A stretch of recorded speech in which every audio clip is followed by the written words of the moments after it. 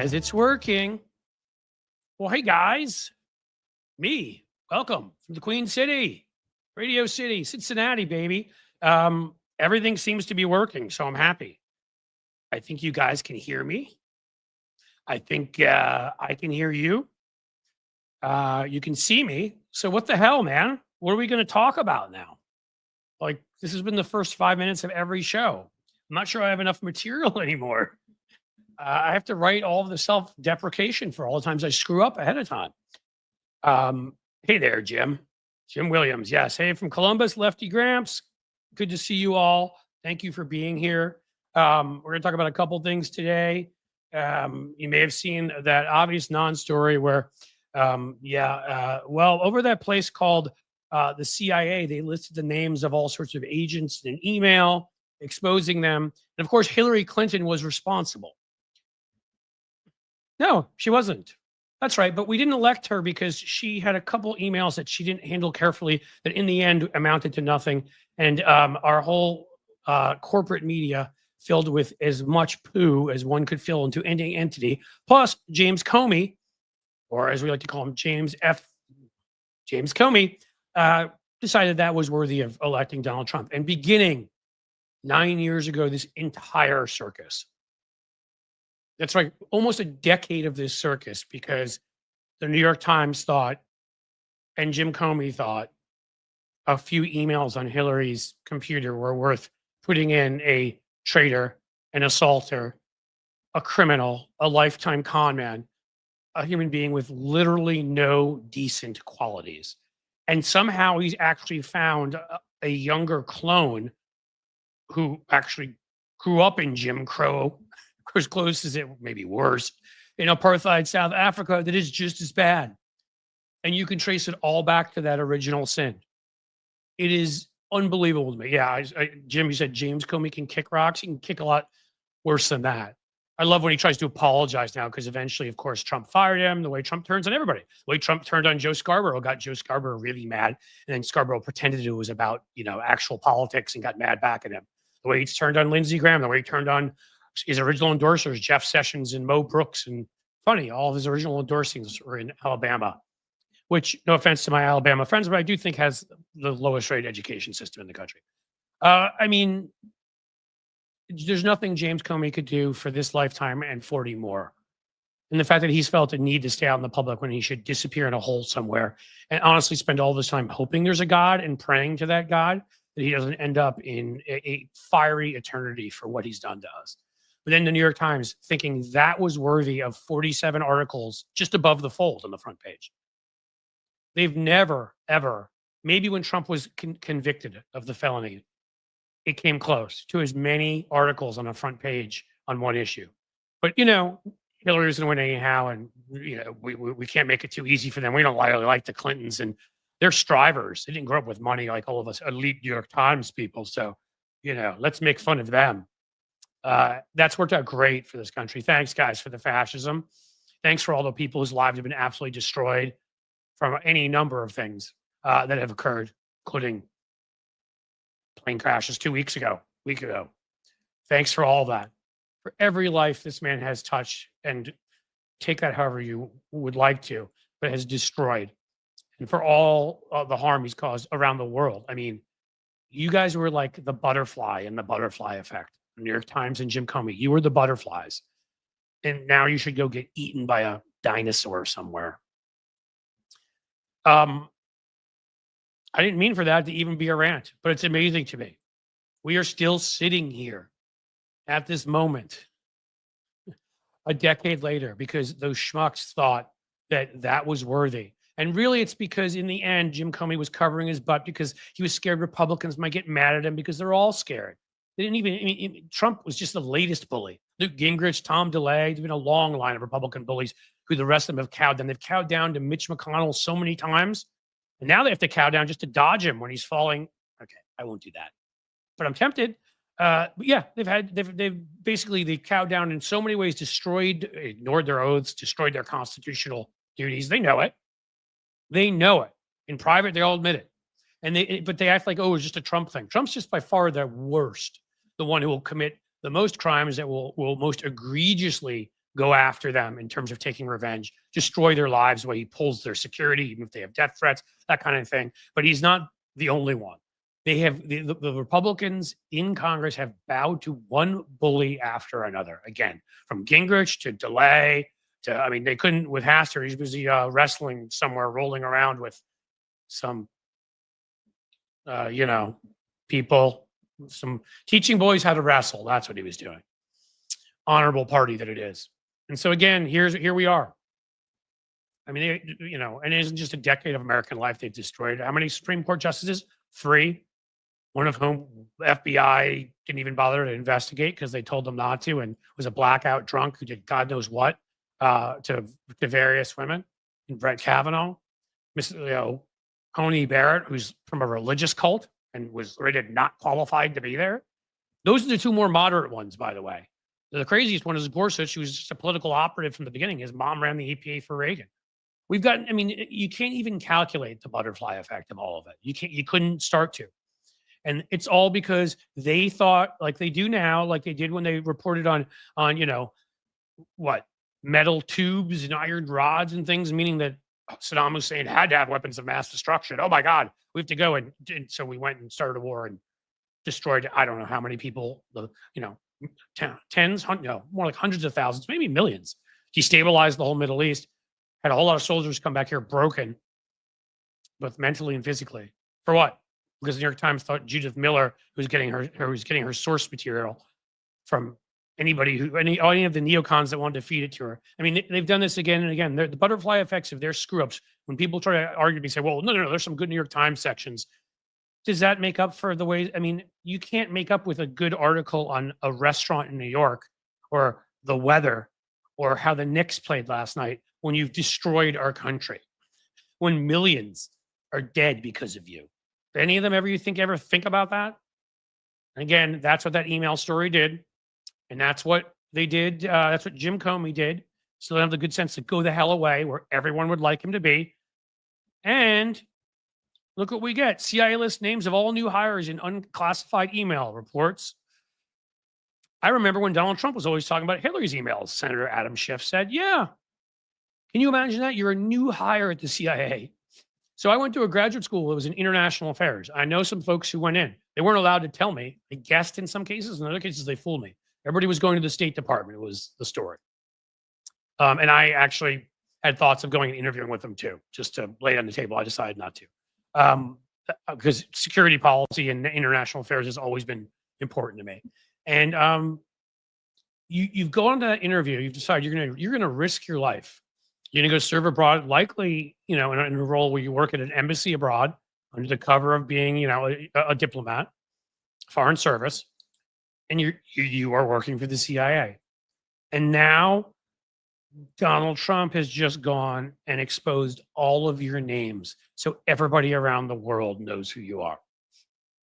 His people at the CIA that he picked. I'm sure it's Biden's fault somehow, and DEI and like bathrooms and I don't know what else. Definitely DEI. Definitely.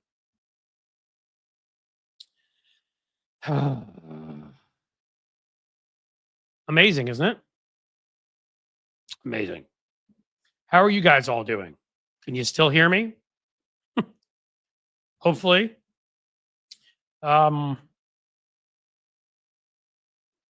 Yeah, what we got left here is Colin Powell's finest moment. I mean, the shame is that Colin Powell achieved so much, accomplished so much for somebody born who was black at the time he was so much, the odds so stacked against him, and had such an honorable career until then, and just destroyed it with that.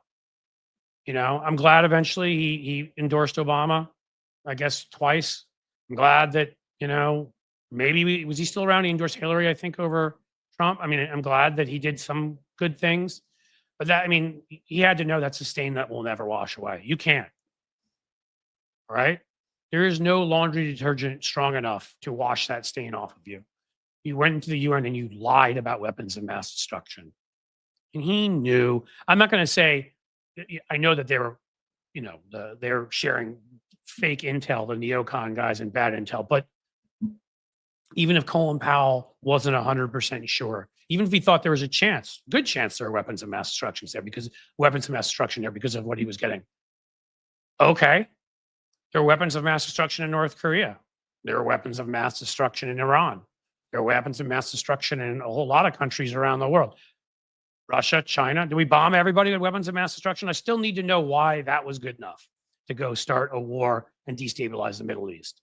To go and ignore all of history, that when you go with a foreign culture and you go and you invade a country and depose its leader and leave a power vacuum, you think they're just going to all be like, hey, we want to be American. We like your movies. Can we convert to Christianity? You know, maybe they'll be pissed that a lot of their relatives and friends died when you went in and did that, and people that never ever would have fought back against you.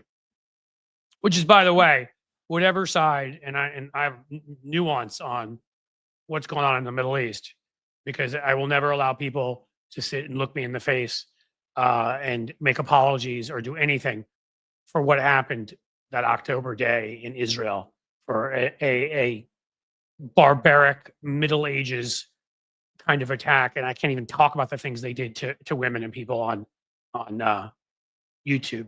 Now, how we responded, and Bibi Netanyahu, the fact that he should be occupying a cell just like Donald Trump, different. Horrible person in charge at the wrong time, kind of like us right now. And how it was handled afterwards. Some of it needed to be done. He, of course, overdid a lot of it. But it doesn't change the fact, because he doesn't care. I mean, Palestinian lives are the least important thing. But now we're looking at, because all the people are like, oh, Genocide Joe and Free Palestine and all that, 51%, Biden had gotten 69% of the Muslim vote. Well, Jill Stein got 51% and Trump got 21, and I think Kamala got 20. It's probably cost us Michigan. And now we're talking about ethnic cleansing in Gaza. I don't get it. But, and that's what we did in Iraq, essentially. So there's back to Colin Powell and everything. And now my good friend Tony is here. Ooh. Oh, hey, how are you? Look at that. Yeah. It's good to see you. I haven't been over here for a while. We haven't been able to connect. To your place. I got to come visit. If I work, busy. I'm really busy, and I'm also really incompetent. So if I could more competent. Well, I mean, sometimes busyness gets us distracted. That's why I say Trump's trying to keep us busy. He's trying to keep us busy on these issues, so we get distracted with the stuff that matters the most. I do have reporting for you. I don't have long, because I got to go pick up a kid. Report for me, because I was getting off on a rant just a little bit about the CIA emails, and then that took us to the New York Times and Comey. Oh yeah, I heard a little bit about the CIA emails. So I haven't digged into that story yet.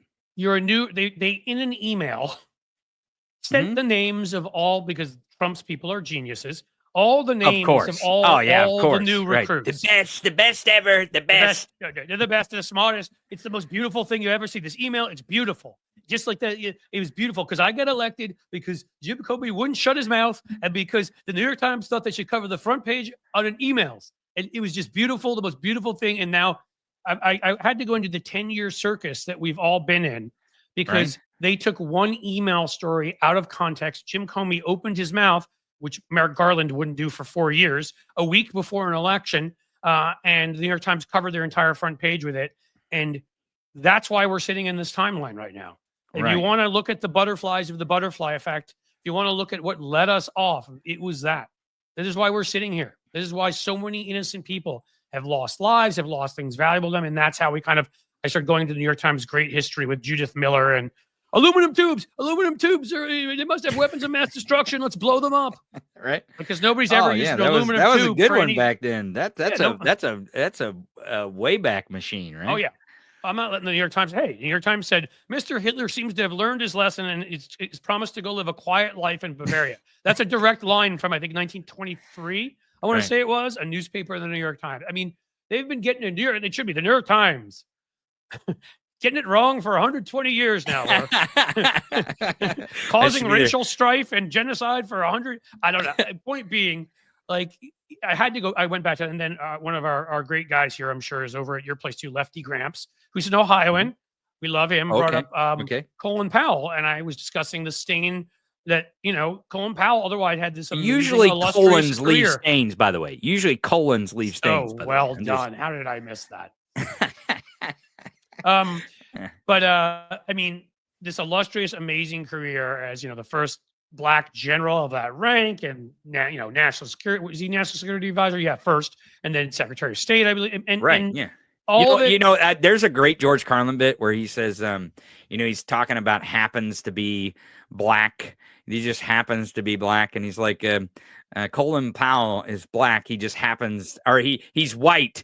He's white, but he just happens to be Black. Because that's kind of the Right. Colin, like he's like the whitest Black guy that there is. Of course, and that's the thing that kind of thing that like, if George Carlin back then could say, if he got up and like did that same thing today, the screams. Oh yeah, they get loser. Oh my God, it's a great bit. It's a great bit because he's making a very valid point, and it's kind of a point that some of the points that we should be making today. That it's like we're not so divided, and that's the reporting that I actually have. So I went to the state capitol here in Missouri yesterday for this 50-50 protest. My correspondent, Tony Michaels from Jefferson City. Breaking news is reporting. Report, Tony. So what I noticed about the protest is that one, it was cold and it was kind of misty and wet. So I was like, wow. And I showed up about an hour and 45 minutes after it was officially started. And there was still a lot of people. Is that what it's like in the bedroom with you joke? But yeah, well, it is cold and wet. And remind me of Robin Williams during Good Morning Vietnam. It's hot and wet here. Great if you're with a woman. Terrible if you're in a war or whatever. Okay. I'm sorry. Go. I'll shut up. No, it's okay. But there were still people showing up at the protest. Even though I showed up about an hour and a half or so late to when it started. And then I was there for about an hour over. And I left because I was like, it's too damn cold and wet. And I got the footage that I wanted. I really got the feel. So I will say the good thing about the protest is it was pretty palpable that you could sense that people kind of had this urge to just shout, right? It was in the air. Now, the thing I'll knock on it is that we still haven't gotten ourselves in a situation where we all have one message and one voice. That is one thing that is holding us back from making a shift change here to let the people in power know that they're not in power as much as they think they are, right? That all this is kind of nonsense and lies and BS. Right. That there's a lot of levers of power, and we don't talk often enough about them. And one of the biggest ones, again, is what people were doing. And they may not have been the most organized there, but is your voice, is the power to organize, is the power. Correct. Again, I keep using the phrase and I will keep using it forever, which is to create spectacle. Because again, I'll just say in a very quick thing. So when Trump, which time was it? I guess it was around 2018, 2019. I was working for this Democratic group. We're trying to oust a congressman here. They were running groups all around the country. We wanted to get attention. So, of course, Trump created this ridiculous Space Force, as we all remember, which was just like NASA. I said NASA, but he just basically was like, I'm going to rename it like he does with everything, right? So Mike Pence was coming to Cincinnati for a fundraiser. So I dressed up as a Martian, and so did somebody else in my group, and somebody else dressed up in a red suit with Space Force on it. And we were on the cover of the Cincinnati Enquirer. And again, did I want to be dressed up like a Martian in the heat? It was like the summer, I believe, the heat of that day. Luckily they didn't know it was me because I had the stupid thing on my head as a Martian. But the point is that you have to create visuals. You have to think, because the corporate media is always, they only care about two things: the corporate bottom line and shareholders, which is what makes them so right wing. But the one thing that we can hack is they also need to make ad dollars through clickbait. And if we make ourselves clickbait by causing spectacle, they will cover us. That's exactly right. Now, I will tell you this. That's one observation I made, is that there were some journalists there. They seemed to be, print journalists. They had credentials and they had cameras. So it was pretty clear they were press. And I was kind of there as press too. I wasn't there to protest. I came to see what it was. I wanted. Now, at one point, the crowd started chanting, eat the rich, and boy, I got excited. I started yelling, yeah, that's the chant. That's the chant. Of course, I'm really loud. I don't need a megaphone. But you're objective media. How could you do that, Tony? Exactly. Yeah, right. I'm objective. Yep. Objective to what? Saving our democracy. But I'll speaking injective. Yeah, you inject. You inject. But speaking, monetize me for that, by the way. Just right, saying, probably. I promise. Yeah. Ejaculation. But speaking of injection, the media decided not to inject themselves into anywhere around the vicinity of this protest. So there was no. I mean, the major news networks affiliates like ABC, NBC, CBS, Fox. They were not there with their video cameras, and it's on the It was on the Capitol front steps. You right said there. you were saying about the national, but you're saying the local news media wasn't there? No, the local affiliates, like your local ABC. So that's what you'd expect if it's Jefferson City, right? But they were not there. They were not there. Wait, so the local affiliates were not there? They were not there with the cameras. No, no. That's annoying. Okay, well, that's not doing your job. And I want to point out, to be clear on this, and you know this, and I've got to run here soon. But the reason why this is important is because it's the Capitol. And at the Capitol, there are parking lots that are media parking lots on purpose, because there's a lot of news made at a place like, I don't know, a building where the governor and the legislature, and across the street where the Supreme Court operates. That's where, what's his name? Business. Marty's wife had to go. Was it Marty? His wife had to go to meet with the rich Koch brother guy to get like the casino permit in Ozark. Yeah, exactly. That was Jeff City. Exactly. Right. See, The I know this Capitol. stuff. Yeah, you've seen it on the TV, on the Netflix. I watched the TV, so I know. But they have a parking lot, and it's actually right out front. Right out front, right. If you're standing on the steps where the protesters are standing, you can see the media parking lot where they park. Now, a lot of times they'll position themselves up on the top of the hill, at the sidewalk, and they set up on the sidewalk so they can really get a wide shot of the Capitol for some story. That way the reporter can stand in front of the camera and say, oh, here at the Missouri State Capitol, there's protesters protesting Donald Trump and Elon Musk, and they're chanting this, and this. There was none of that. There was no one in sight. And the other thing that kind of got me, that's annoying. And I asked, it's not annoying, it's planned. If you want to know the honest truth, it's planned to be silent. Yeah. Okay. Well, but the one other thing that I observed is there obviously was law enforcement around. And again, around the Missouri State Capitol, you have the Capitol Police, which protect the state buildings. You have the city police in the vicinity. You also have the county sheriff. And then we have the highway patrol, which is stationed in Jefferson because it's the state capitol. So there's a lot of law enforcement, and there were cars and stuff, but there was only 2 uniformed officers kind of off the side of the protest, and they're kind of looking at their cell phones, or it didn't seem to be a lot of law enforcement security. Because I think when I made my little remark there, I may have made it in error. So I apologize, because I may have misunderstood you. I thought what you were saying is they were up on a hill, but they purposely weren't filming the protesters. Is that what you said? They were not there at all. I did not observe any major networks and their affiliates to be at this protest. There were some journalists. I did not ask where they were from. They had credentials. They were probably I misunderstood you. Who you were saying was up on the hill then? That's where they usually position themselves for a story like this. That's where I did hear you right. If you were going to see them covering a story like this, that might be where they would position themselves. So they got a really far vantage point, because the Capitol's a big building. And it's kind of in a small place. Jeff City's a really small town compared to other state capitals, really. Right. Some of them. Right. No, you're right. There are states like, I think of, like, Boston being the capital of Massachusetts, or Denver in Colorado. Right. But, there are places that, like, for example, Columbus here in Ohio is ranked, the 16th biggest city. But that's because they've incorporated the entire county around them. Right. It's not nearly that big. It may, in fact, be smaller than Cincinnati, or maybe a little bit bigger, like all of the 3 C's, as we call them here in Cleveland, too. I mean, I don't know how big Jeff City is, but we're all somewhere between 300,000 and 400,000. Jeff City's about 50,000. Oh, a lot smaller. Okay. Right. So it's a small space, and it's just because of our history. Like, the Missouri River's right there, the railroad. That's why they chose Jeff City, because it's on the river with the railroad there. back when Access, it really mattered. Back when the river and the railroad really mattered for, like you're saying, access. Well, you needed that and to get places. You couldn't just Right. go for like a long walk up a hill. Like when you call me sometimes and you're panting into the phone. Yeah, right. Like, don't worry, it's nothing bad. I'm just walking up a hill. Yeah. I'm Seriously, hiking. Tony actually calls me during his hikes sometimes, Yeah. and just wants to make sure I know that he's not getting excited for me. That he's actually he's which.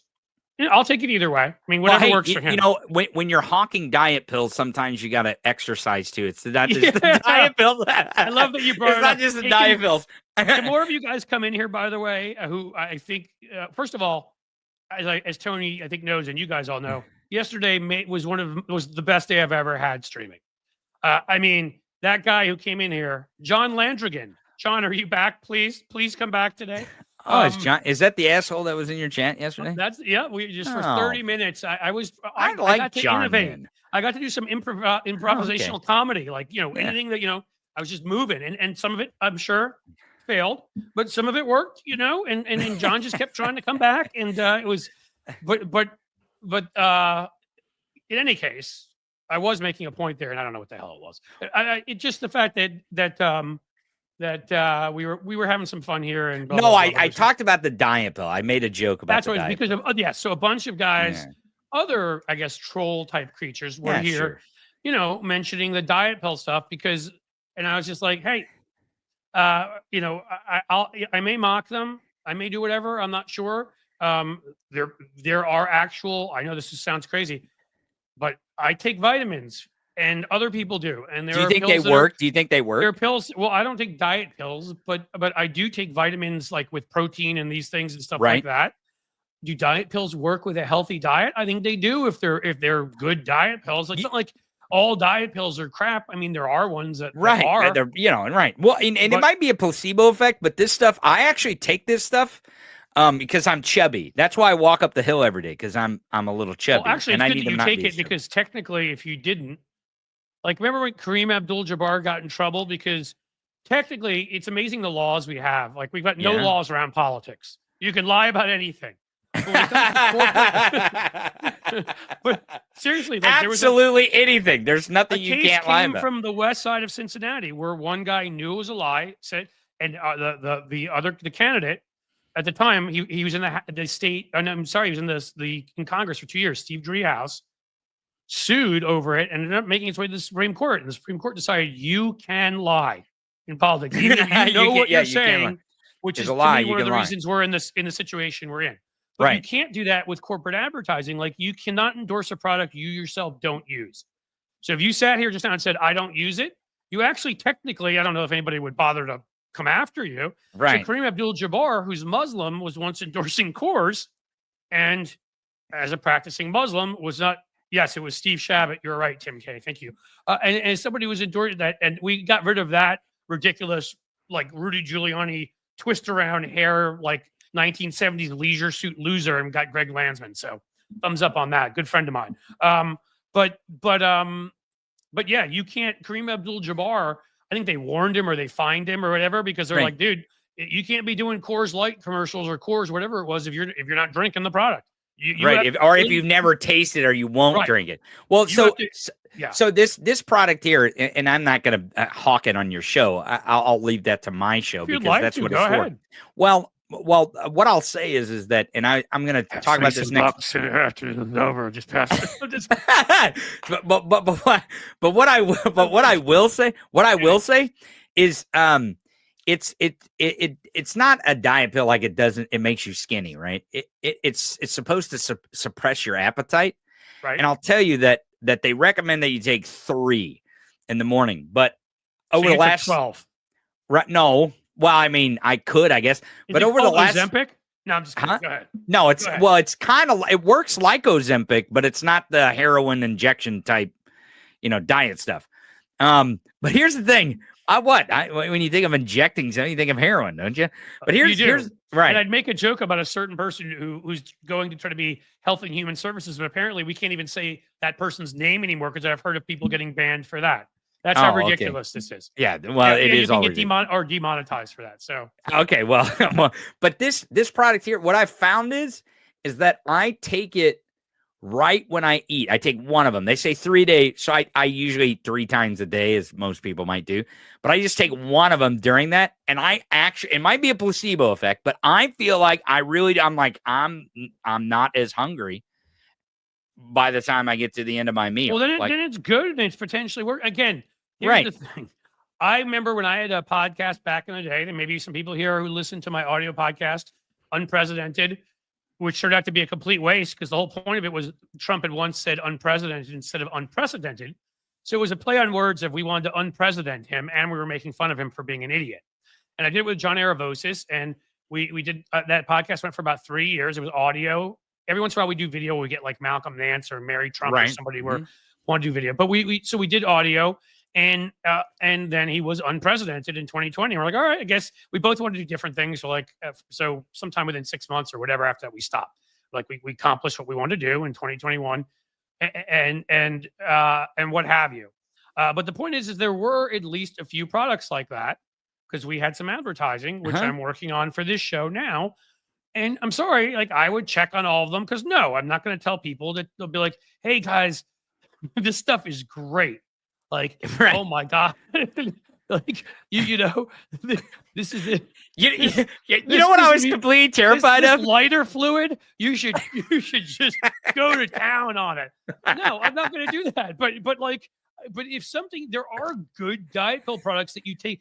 To me, if they're saying to you, this is instead of food, then I'm worried. Right. Well, you know what's funny with food, like, I mean, well, you know that what's funny about it is like when they first approached me, I was like, okay, send me the product, I'll try it, because what I was scared of was like if you took it and it made you have like explosive diarrhea or something. I was like, oh my God, that'd be the worst thing ever. It's like I'm hawking a product, and in the chat, everyone's like, dude, this gave me.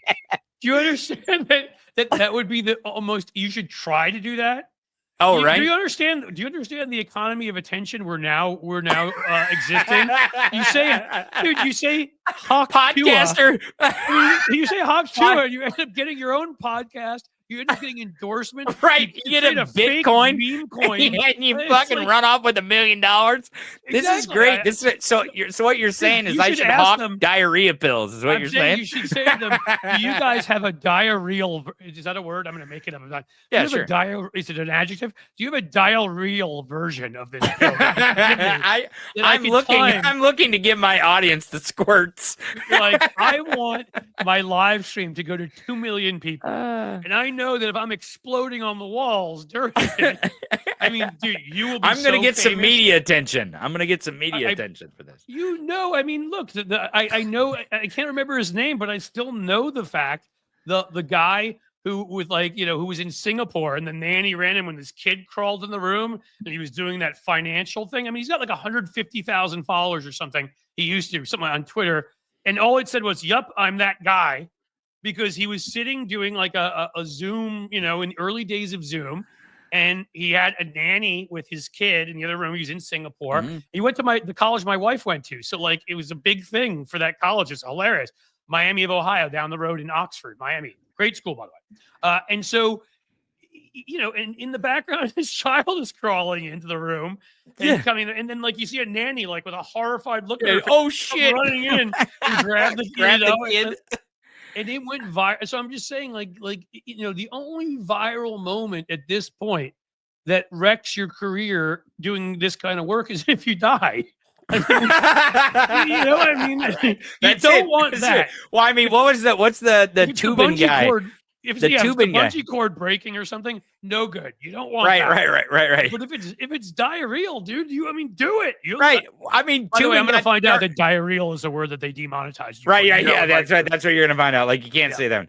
But people are pointing out in the chat, and I didn't think about this, and we're not really in tune to this while we're joking about this, is that the squirts actually is a good way to lose weight. You just want to stay hydrated. It's a great way to lose weight. That's why Ozempic does that. I mean, right. It's not good for you.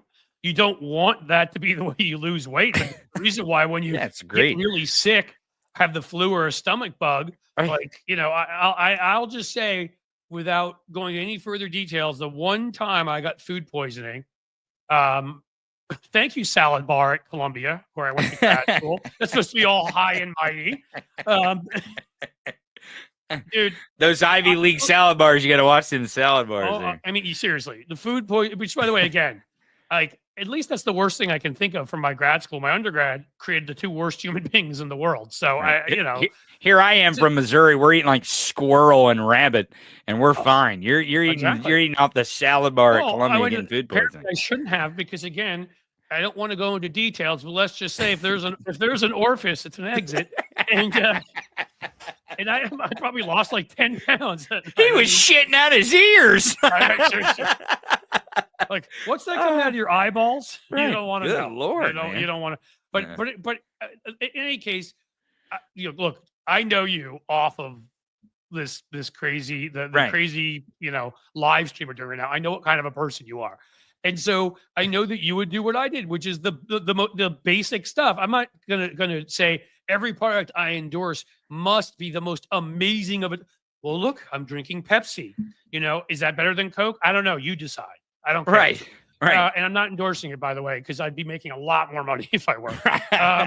But I'm just saying, like, that as long as if I determine something is safe for people and that I think it will work, I'll endorse it. And we got we got some stuff that was that kind of stuff. I mean, hell, we were doing it at some point. It was like some zit cream. I'm like, fine. I'm like, at the time, I'm like 47 or something. I'm like, I'll put it on my face and see, I don't think I have any zits, but I'm putting it on anyhow, just so I get a zit every now and then. I'm almost 40 and I get a zit every now and then. That's what I'm saying. Every once in a while, it can happen to the best of us. But then we get like a great product. But I don't get them on my face. I don't get them on my face. I get them on like my ass cheek or something, in the worst possible spot. That's exactly what ooh, that fucking hurts. You know what I mean? You know what I'm still pissed about? Yeah. Here's what I'm still pissed about. And I'm looking at you guys. You better pay me money and have me endorse your product again, because I endorsed Omaha steaks, which I eat. Oh, really? Oh, yeah, okay. I've eaten a number of times, so it's not like Omaha steaks are pretty good. They're pretty good. They're good. They are good. And they're a great gift to give. Like that's almost every time I've eaten Omaha steak is someone bought it as a gift and they send it to the house. You send it to them and they're pretty good, right? So, but part of the deal was they're supposed to send us our Omaha steaks for free, and frickin' John Aravosis, of course, got his, and mine never arrived. I kept calling him like, send me my Omaha steak. So you guys owe me a steak. I've actually even just said again that your steak is good on here, and I still haven't gotten my steak, and I'm upset. So, keep that in mind. Yeah. Well, I'm gonna have to run. I'm glad we got all the politics worked out on diarrhea pills. I think we have on diarrhea pills, and the fact that clearly a couple of emails on a server at Hillary's home that had nothing to do with anything was worth destroying 240 years of the United States of America over. Exactly. Yeah. Why not? Why not? Yeah, that's cool. That was worth it. Just again, I'm tempted to write we didn't start the fire since Donald Trump came into office, except for it would have to be honestly like 127 verses to capture all of the awful things he said or done, all of the norms he's destroyed, all of the, I mean, and it all goes back to that. And yet I don't know what these guys are going to do. Cause again, there are one or two people, the ones who had a history, and his last thing, I'll let you run, but the ones who had a history before they were in my grad program, international affairs, that kind of thing, of like they had been in like, naval intelligence or something, when they were like, yeah, I'm going to work at the State Department, in Venezuela. I was like, yeah, okay. Okay. But there were a few other people who, even a woman I was dating at one point said, man, she's a good liar. Probably lied, but okay, I'm not going to make this show any more gross than it already is. So I did not know until she came out publicly and was done with her career about 4 or 5 years ago that because she did not have a history of having been in intelligence, didn't talk about it a lot. I had no idea. So I thought when she went abroad to various places and was in the State Department, she was legitimately, because when I did the work I did, the democracy promotion stuff, and again, guys, I would have to tell you, so, or you could just think I'm lying. I don't know. But when I did that stuff, that was USIA, U.S. Information Agency, which was folded into the State Department. And, you could call that propaganda because it's obviously us promoting our way of life abroad when we had a way of life that included, at least that was back in 2004 during the Kerry Bush election. And I thought, Bush can't possibly win re-election after all that, can he? So I thought democracy was working, that a guy barely won and probably actually even kind of pulled some shenanigans, which I can't even talk about, I'm sure, too, here. And in George W. Bush. And then, like in 2004, I'm like, we're going to correct that with John Kerry. Democracy works. I'll go to Romania. And then it's the most irony of ironies that Romania are the ones who, like a month or two ago, canceled the first round of their elections, their Supreme Court, because the Russians had meddled in it, and a guy with no money made it to their top 2 or 3 runoff, and so they canceled it and reran it and found whatever way to keep the Russians out of it. And here we are, knowing how much the Russians attacked our democracy. But we'll let them all stay. Yeah, it's all cool. It's all cool. It's all good. It's all good. Over here, can somebody send some of the Romanian folks I met over here? Right. Maybe send them around to Jeff City and Cincinnati and places to lecture us. Anywhere really, to tell these people. I will say this. From the protest yesterday. Keep your voices loud and keep going to protest. Even though we haven't found our one voice yet in these protests to really push back the way that we need to push back, it is important that we keep pushing back anywhere and everywhere we can. And build these alliances, even though it feels like these people may not be, quote, on our side. We all have a common interest, and that common interest is our kitchen table. And if we focus in on that, and we make sure that we get better and better as we go along every day that comes, because every day with Trump feels like a decade. But so we got a lot of time here. If you count that. I'll just say, like, where you are, like, right in that. Is it also yesterday, and I'm going to do another one, because after that moment where she was speaking, man, Jasmine Crockett had your Missouri gal. Yeah. Like, she had another moment, and I'm going to break it down, because it's not just that you're willing to speak up. There's a number of things to this. Willingness to speak up, willing to get up and shout and say what you need to say is so important. But when you're so talented that even in your choice of words, there were 3 different parts of a 1 minute basically ripping of Republicans yesterday, where I'm going to do my thing on it, where she said things that just were so cutting and so condescending and so ripping apart of various things. So it's that you message and how you message, and I do feel like, I think, again, I started writing my Substack, which is on it for today. Still haven't edited it, couldn't get there, but we'll put that up in a little bit, folks. I'm only 20, last I checked, away from 3,000. Please, I'm gonna have to bother you more after Tony leaves to get that last 20, folks. But about how it felt like something changed yesterday with all that. To me, like, you feel it in a sports game, you feel momentum change in the air. We had all sorts of Democrats using, like, what did Ayanna Pressley call him? She called him a Nazi Nepo baby, Elon Musk. Where's the lie? And even if it is, it's politics. You're allowed to, But right, that's true. But you also know that Democrats, of course, never talked like that in the past. And I took notes, and that's what's going to be in the Substack too, on what a bunch of Democrats had to say. They were actually swearing. Oh my God, they were ripping into the other side. Instead of a couple of those people who right after the election, like, I'll work with Elon Musk. Clearly he's brilliant. He made billions of dollars. I'm like, what are you saying?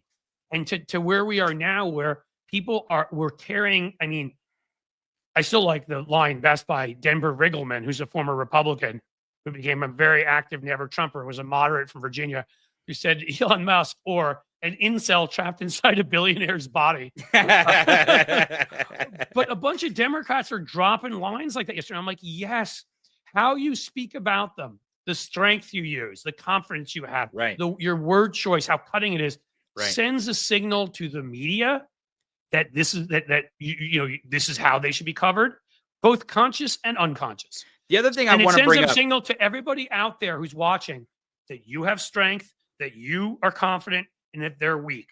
And this is the thing I always talk about.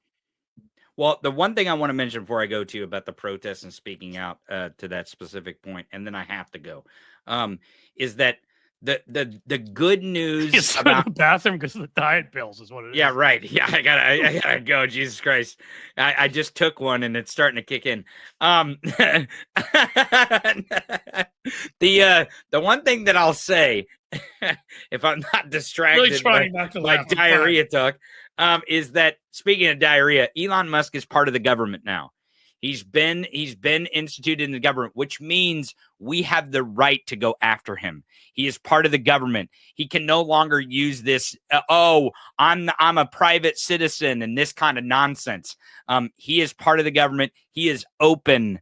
It is open season on him to mock him and to go after him and to tell the truth or what might seem like lies about him. And the reason why is because as he's acting as a government official, he cannot be defamed. That's not a thing. He's acting in a government way. He's a government official now. Trump has made him part of the government, which means that he now cannot come after us because we are speaking out against him because he is government. That is key. That is actually part of the one that he's like freedom of speech, First Amendment. It's ironic because he's not actually really a member of the government technically, but it doesn't matter. They're calling him a member of the government. They're letting him act like it, even though it's illegal. That's right. They wouldn't let the oversight Democrats into the Treasury, which was illegal. Right. So if he wants to be a government official, then we're going to treat him like welcome, my friend. Welcome to the world. Enjoy. That's right. Enjoy your stay here at the United States government. That's right. Because you work for us now.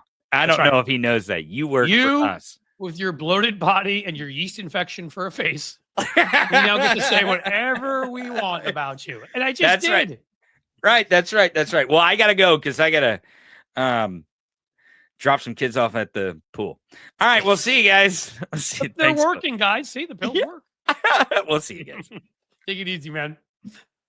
Oh, there's not much more fun in the world than one of those moments where Tony and I are in the same wavelength and laughing. Let's see what you guys have in store for me. I saw something interesting. Somebody mentioned the Majority Report live stream went into detail about Elon Musk, Peter Thiel, other tech bros. I highly recommend today's program. Okay. They're still my buddies. Well, Sam is my buddy. I don't know the other folks, but from when I used to go on that show back in the day, I used to have a Friday segment. It's been a while. What else do we got? And then we can get into this right now. What made Jasmine Crockett, and this is when she was in committee yesterday, what was so effective about what she said? And then I will try to find somebody who wants to harass me. I mean, one of you guys, I guess, could pretend to be a. Nah, that's no fun. Because if you're not really trying to troll me, it's just not as much fun to rip you apart. Did I see about the protest in Columbus, in Cincy here? I did not, Lefty Graham, so you're going to have to tell me about it. Yesterday was a crazy busy day. I think next week, for the first time, I will be able to sort of start with having some time. Matthew Tarpley, I sent you a Substack message about the list of lawsuits against the administration. Thank you. I will go check that Substack message. And you just reminded me, Substack, everybody. I'm going to check right now, see where we are. You guys got me like 30 new people yesterday because you're all so awesome. And we broke our goal of 2,900. And then guess what? The algorithm liked it. See, it does. And it kept going. And so now we have to see dashboard. Come on. Okay, there we are. You ready, guys? You ready for this? 2,983. I just need 17 more of you to go to Substack and subscribe, and I will hit 3,000. Come on. There's got to be 17 of you who are watching this, and Jim Williams, always there. The quickest straw. I'm not sure if you're in the West, but wherever you are. Seriously, guys, it's free. And Tony's on there. And you're going to find a lot of your favorite people who are over there, who are headed that way. Jim Acosta is now like holding up his phone and doing live streams from there. Has 150,000 followers already. I'm trying to get to 3. DS Jones, thank you very much for the very kind super chat. $9.99. I missed Mr. Stoner to you, dude. I always get that wrong. Mr. Stoner, to you, dude. Cliff, can you interview a non-voter and ask why? I can. If I can, honestly, if I can find a non-voter, I will. Because I really want to know why myself. I don't get it. I don't know anybody who didn't vote. So, or they lie if they didn't vote and they're not telling me the truth. But I would. Starlene says she couldn't be mean to Cliffy. You can't be mean to Cliffy, can you? But there are others out there unlike you. Paul Young's YouTube is my only social media stuff, Cliff, nothing personal. I don't take it personally. I will say that you're going to see a lot of folks moving over there, and it's worth having at least just subscribing. They're going to add video, but it's written form too, and it costs you nothing. So there you go. I took it off the screen and Jim put it up before, but I'll find it again or put it up there because that just has to happen. You can't sit at like 29.80. Oh, you guys are amazing. Wow, 29.83 to 29.94 in like 1 minute. Six more. You could do it. Susie Jones just added me. Thank you. See, Susie, you rock. Susie. I was going to start singing a Tesla song about you, but I'm not sure if any of you want to hear that. Tonight, the place where the nonprofit where my wife works is doing they do once a year a karaoke night. So you guys let me know if you have ideas for it. Yep, my phone keeps beeping, which means I know that people keep subscribing, which means you guys are awesome. Maybe we'll have busted it. We'll see. But also, I'd love ideas for what I should sing tonight. I always don't know if it's Tomas or Thomas, so I apologize if I'm mispronouncing it. I had a friend who spelled his name like you. It was actually a roommate in college who pronounced it Tomas. So maybe that. He's Estonian or Thomas. But in any case, I have one of these again. Go Schechter. Thank you. Look at that. 4 months. Thank you so much. I really appreciate that. Oops, I'm sorry. Oh, I just subbed on Substack. I already thought I was subbed. Well, that's fine. That means like you're subbed, dude. We're good. Let's see. Did we do it? We got one more. Come on, you can do it. One more person. Just one more. Can I sub to myself? I don't know. We got to be there. I'm going to take about 15 seconds and then I'm going to look and I bet we'll be there. Did Vicky ask when we're live here, Jim? Yes, Tuesday to Thursday, 2 p.m. We are live. We have fun. We make fun of bad people if they come in here.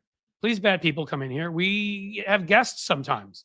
We've talked to John Fugelsang and Brian Karam and Hal Sparks and we just talked to the great Blue Gal Drift Glass and Bob Seska. And I mean, the list is just, no, good folks. Malcolm Nance, that was a great one. William Griffin, thank you. I gifted a one Cliff's Edge membership. I'm telling you guys, it's a little bit like crack. You get in there, you try it out, you love it, you stay. I'm going to go check. And I have a feeling you guys will have succeeded. 3,006. You guys. No, seriously, thank you. That was awesome. That really did not even take a ton of work. You just all went and did it. So don't not subscribe now if you're in the process of. And if you think of it, and we'll show it later, you can still do it. But now that we broke 3,000, that's pretty cool. Let's see. We're at almost 3 o'clock. We can either have fun now. Why don't we try talking about, we're going to get a little more serious again, and then we can have some fun. You guys can give me some ideas. Should I... what about the whole karaoke thing. But first, I want to talk about why Jasmine Crockett was so effective. So Jasmine Crockett was in committee. She already gave that barn burner of a speech outside the Treasury Department. They would not let her and other Democrats on the oversight committee in. That's illegal. Elon Musk was in there. He is not an elected official, nor is he on any committee that's been created by the Senate. That's illegal. As I said to you before, I can say I'm on the committee of my microphone that doesn't always work. Done. That has as much power in law as his stupid Doge committee. Okay? Which also, again, shows his sense of humor and why we all got stuck with him in our lives, I think, because he's so perpetually unfunny that he couldn't stand it. Same thing happened to Donald Trump, and then he ran for president. So Jasmine Crockett was on fire. So were other folks there too. Chris Murphy, Frost. I always forget it's Maxwell Frost. Liz Warren, I believe, was there. Some other, there are some great folks, but Jasmine Crockett just do something. She's has a unique way with words. You know, some people who just get your attention immediately. She knows exactly where to put the emphasis when she's speaking. She knows the exact sort of formulation of words. It's perfect. So she's in committee yesterday, and adding upon what she had done outside, I want to make sure I get the lines right, so I even wrote them down. This is within a minute of ripping the Republicans, and what she said overall was, you don't believe in your constitutional duty. I believe in mine. You know, when I take an oath, I actually mean it. Apparently, none of you believe in it. You are letting an unelected king wander around in the Treasury Department illegally. It is against the Constitution. You guys are big talkers and, oh, we need oversight and, oh, how important it is and, you know, how we must make sure that everyone is behaving properly. I'm sure, especially if it's Hunter Biden and they could show his junk again. So then Marjorie Taylor Greene suddenly sneaks out of the room. Any case, let's get back to Jasmine. She was crushing it as usual and doing it in that mocking, condescending tone that every single Republican deserves. So let's read the first line. Feels like you all have decided. Nope, that's not the first line. Let's go over here. Yeah, here it is. We all have a constitutional duty. We took an oath, but it seems to me like you all want to castrate your oath. Okay. Right away, if you guys don't get how the word castration to men is immediately attacking their manhood, well, you do get it, I think. She looked directly in a direction, and the camera didn't show, and I promise you, it was one of those geezery white guys. You know the type, one of those old white dudes who probably has never met anybody like Jasmine Crockett in his life. You know, family goes back, you know, how many trashy generations in this country, and thinks that this world belongs to him. And so anything that anybody gets, any time he sees anybody succeeding that is not a white guy, Christian straight guy like him, although in at least a third of their cases, they're probably not really straight. They just can't admit the truths themselves. And they don't follow any of the Christian precepts socially on purpose, and they don't follow the other family value stuff ever, and they're probably cheating on their wives too. Okay, get that out of the way. But she looked at him and said, you're castrating your oath. She is right there getting at their flaccidity, their weakness, their wimpiness, that they're not even strong enough. They can't, they're not able to erect their oath, if you will. That was a word choice. She could have used any number of things. Your oath has been castrated. You've been castrated, is what she's really saying. You're weak and flaccid and kind of pathetic. Don't even have the strength of your convictions, if you have any. Can't even stand up strong, if you will. It was brilliant. And she knew it, because you could see by the look on her face. That was the first one. Again, this is all within a minute. Again, messaging, tone, confidence, word choice. These are all really important things. And frankly, got some cat hair on here. They hate it even more because this is a young black woman who has a law degree, and they know that she got it because she's smarter than them. They didn't just get into the same school that her pappy went to and her grandpappy. She got it because she actually earned it. So that's the first big one. Let's find the next one. Oh, right. So before it was, feels like you all are just going to castrate your constitutional oath. Okay. Second one also to do with the Constitution. We all have a constitutional duty here. We all swore an oath. Maybe you all just don't take it seriously. Said that in a condescending voice. And with that, she's referring to them as traitors. Yeah, she's calling back, implying stuff about January 6th. Maybe you don't take your oath seriously. Maybe there's a reason why you'd let Elon Musk run around in the Treasury. It's the same reason you'd let a bunch of scumbags come in and wipe feces in the wall of the Capitol, punch, kick, gouge, stab, you know, get the whole thing about Capitol, what went there on there that day with the Capitol guards, and that you would vandalize, attack property, that you would try to hurt people. You felt, you said that was okay. You said it was okay when you wouldn't impeach Donald Trump. You said it was okay when, more recently, when you didn't call for a vote on the 14th Amendment to stop him from being president. You didn't speak out against him before or during the primaries. You're okay with not following your constitutional oath. So why would you care if Elon Musk, a private citizen, breaks into the Treasury? She's going right at their patriotism and calling them traitors to their faces. I promise you, they don't like it when a black woman does that. I see somebody in there talking about Stansberry. I've already shown one of her clips. She's awesome and getting better and better. And you know, in the past, I made a video about her. More to come on Stansberry. And this is what I love: is we have an increasing number of these folks. The House now is got so many of them. I'm actually learning and meeting, like coming across some new folks I didn't even know about. What was the one from California? Let me see if I can find it. You guys may all know who I'm talking about already. Representative Sidney Kai Kamlager Dove. I hope I'm pronouncing it right. I didn't even know. I didn't know who she was. I'm okay with saying, and this is sort of my job, so I probably should have. But you know what she did, which was utterly fantastic.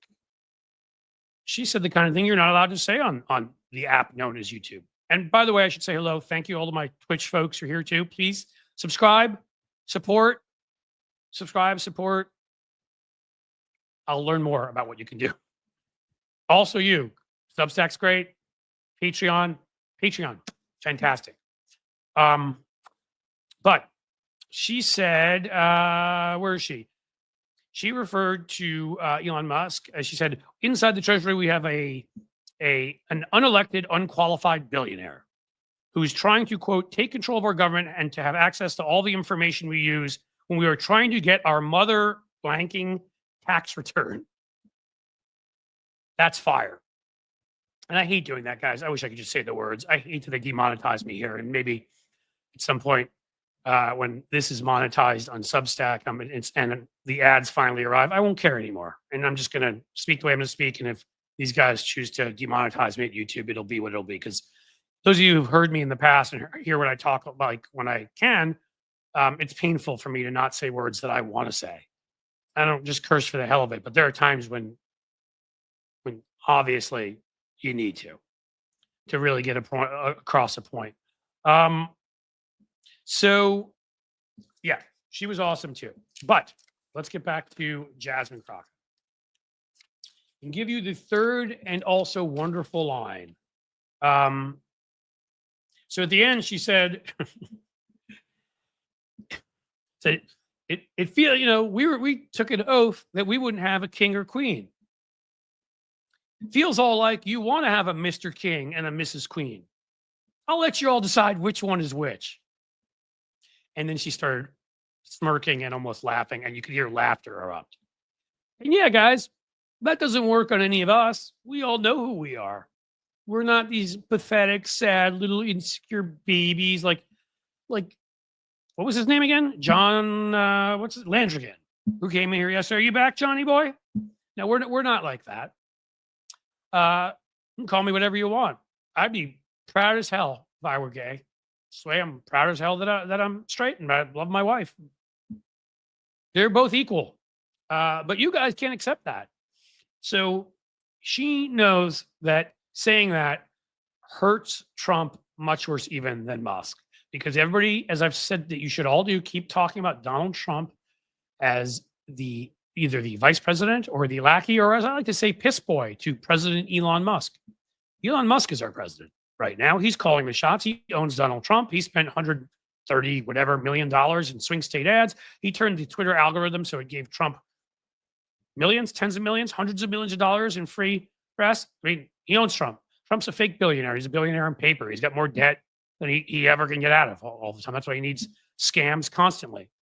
So by saying Mr. King and Mrs. Queen, and then saying, you can choose which one y'all, she said y'all, I don't say that because that makes me sound fake. I'm from New York City, but that's how she said it. You can say which one y'all think is which. And Donald Trump will not take kindly to that on Troth Social. I wouldn't would not be surprised. Let's try that again. Surprised if Donnie loses it and goes after her, especially a smart, intelligent, attractive, charismatic, accomplished as hell young Black woman mocking him. That's got to be his nightmare scenario. Got to be. And so it was good. So there you go. One 1 minute statement. She's referred to them as castrated. These are the men around her, and mocked them for being weak and flaccid. She has said to them that maybe they don't care about their oath, and reminded them that they don't, and that they're traitors, and mocked that about them. And then ended with mocking Musk and Trump, and really more Trump by who the king and who the queen really is, and mocked both Trump's masculinity, fragility, bone spurs, let's say, and the fact that Elon Musk controls Donald Trump. All in one 1 minute speech, rant, Jeremiah, call what you will. That's pretty good. And that's why she's really good. Apartheid Ken is so hurt right now. Yes, you are correct, Mr. Lind. I mean, it is like, again, it felt like, I was saying to Tony, it felt like the floodgates opened yesterday. It really did. Like, the stuff they were saying about Musk, I've never heard. I hear, like, you hear it once in a while, right? A Democrat would say it here, there. To have a collection of them all getting together, there's power in numbers. There's strength in a big group being like, we're not scared of you, and we're not intimidated by you, and you're not stopping us. We're doing our jobs. You're not elected. We are. Your money means nothing here. It should mean absolutely nothing. Sadly, it does in our political system, but it means nothing when it comes down to who actually was elected and who wasn't. So, get the cops and arrest him. He broke the law. Yeah, that was a takedown of sorts. I don't know how well that one's going to work because I stopped in the middle for certain ways or whatever. I may have to actually edit it, which is not as much fun. But I loved it when the chair kept having to say without objection, Lefty Gramps. Yeah. So she was fantastic. And see, the thing is that I've said this so many times before, courage is contagious. It really is. And so is cowardice. And so when you have your folks speaking in these mealy-mouthed ways, and others do, messaging is important, but the strength of that messaging is important too. Is this live or just live chat? JD Christie. I am here and I am alive, I promise you. So now that I'm responding to you, you'll know that this isn't taped. Or we're in some weird, constantly looping period of time like you see in movies. We're like caught in a time loop where you keep asking that question and I keep answering you. Like, in the Terminator, how could Reese be born if she was his mom, but he had to go back in time, or he was John's dad. You know what I mean? In any case, James Comer is still Humpty Dumpty 2.0. Yes, James, you're right. JD Christie, thank you for the super sticker. And there's some other folks who are kind enough to give me not yet parting gifts. And so let's make sure everybody knows how kind you are. Nikki Oliver gifted 1 Cliff's Edge membership. Thank you, Nikki. Fantabulous. So I've said to folks before, that is good. I am a Patreon lover. They do allow me to keep in touch with you emails. If we can even get 1 or 2 more Patreon subscribers today, we got a bunch yesterday. Oh my God, it was great. We give you extra video content there. You've got access to extra stuff. You want to do a Zoom with me? We can figure that thing out. We can jump on a call for the right level. Like there's all sorts of stuff we can do. So we've gone up a little bit since the show started, which is great. And I appreciate it. But we are right now at the $5.59 per month mark. So what I want to do is see if we can get to the 600. Can we do that by the end of the show? Can I get $41 more of subscribers? That would make a difference if you multiply that out by months in everything that I can do here, time I can put in. So if you haven't subscribed to Patreon or you'd want to switch over from YouTube to Patreon, please go do it. It doesn't take away from the fact that I very much appreciate those who subscribe to YouTube also. So and thank you for that gift, Nikki. Gregory Brown. They're all a bunch of Lindsey Grahams. Yes. I know when you sent that while I was doing my kind of rant. So I wasn't able to say, but yeah, they are. I mean, if you ever seen such a spineless, pathetic group of people? And the thing is, it extends so far beyond just Congress. It's the judges that they appoint. It's state legislatures, like the pathetic group of losers here in Ohio. These knuckle-dragging dorks. These atavistic cavemen, like they had a fetus testify one time. I'm not even kidding, in our state house like 10 years ago. I mean, I didn't think that gonorrhea could walk around and take human form and get elected and gerrymander and run a state legislature until I saw Ohio's. All right. DS Jones. Ooh, this is, I think, the second time. A $9.99 super sticker. Thank you so much. And JD Christie, of course, wanted to make sure I was really here. I am. I was. I were. I will be. Thank you so much for that. Very kind of all of you. Who said that? What did we see? Just subscribe to you from Penny. All right, Penny, where'd you subscribe? We have a couple places. We love Patreon. We love Substack. So those are both huge. And then we still want everyone to subscribe to YouTube. That is free. We just need to diversify because YouTube likes to do stuff like demonetize and other stuff that's obnoxious and is ridiculous. So let me know, Penny, where you subscribe, wherever it is. I really appreciate it. Let's see. Jesse James. In the future, Cliff Schecter will lead mankind in a war against Starlink, a computer system programmed to destroy the world. Don't you know it? I don't know if I'll lead it. Hopefully I'll be around. But maybe then, there'll be a time loop like that. It'll be like I came back from the future and then had my son, and then he came in for time and met me, and you never know. Life's crazy that way. We have another story too. In fact, my gosh, you guys really are being amazing because I've got 28 new Substacks. I think it says that here. Well, you guys rule. We actually can go take a look. Let's see. 3014, huh? Nice. You guys are doing what you should be doing. Seriously. I mean, Substack's free. So that one, I understand. Patreon, you can join for free. That's fine. Love to have you. Obviously, if you could do something and support, that would be wonderful too, because that is what allows me to do this, because YouTube likes to demonetize me. It's not even just that. I mean, YouTube they're a much tougher haul than they make it seem like they will be. Even when you get over 100,000 subscribers, it's amazing how difficult they make everything, how they make everything take more time than it should, so that it's why I had to change up my schedule. If I'm going to do these live streams and make the videos, some of those sort of medium videos that tend to make, at least make me some money. And I enjoy those too, of the kinds that I just did, the takedown kind of videos. I had to stop doing other things, right? With also some stuff going on in my personal life. So I couldn't do Bob Seska's show anymore, and I can't do Hal every week. And I didn't want to do any of that, but life's about choices. So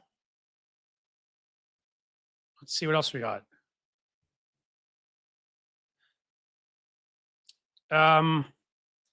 Did you see what Kennedy said? Penny is asking in bold writing. I know what you're saying there about that moron. He's actually not. He's so pathetic. He puts on the fake accent. The fact that he's named John Kennedy really offends me. The senator who switched parties, of course, too, from Louisiana. Talks like this. I'm just a good Southern boy. Well, for gosh darn, I just finished eating my cheese grits and I walked outside and I couldn't believe what I saw. It was crazy, I tell you. The guy went to Oxford University, okay? He is such a fraud. He is I'm close to being able to say in the Senate, anyhow, he's the biggest fraud of any of them. And that's tough to say because Ted Cruz, again, also fakes like he's dumber than he is. I can't stand any of them, but there are a few of them that actually are smart. They're just evil. I'm getting an LL from Matthew. Matthew, you like my Southern accent? I can keep doing it all day. I really feel like, I don't know why. I'm better at that than Trump. Trump's from New York. You'd think I'd be able to do that one. Everything's beautiful. It's wonderful. Best of all time. The best. Uh-oh, I touched my mic. Is it still working? Hello? You know how that goes. Yeah, so I was going to tell you about another story. It's a good one. GOP Representative Nancy Mace. You may know her as Republican.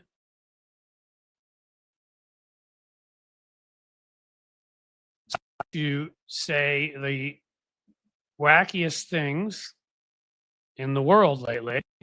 Being a little concerned that things are freezing up.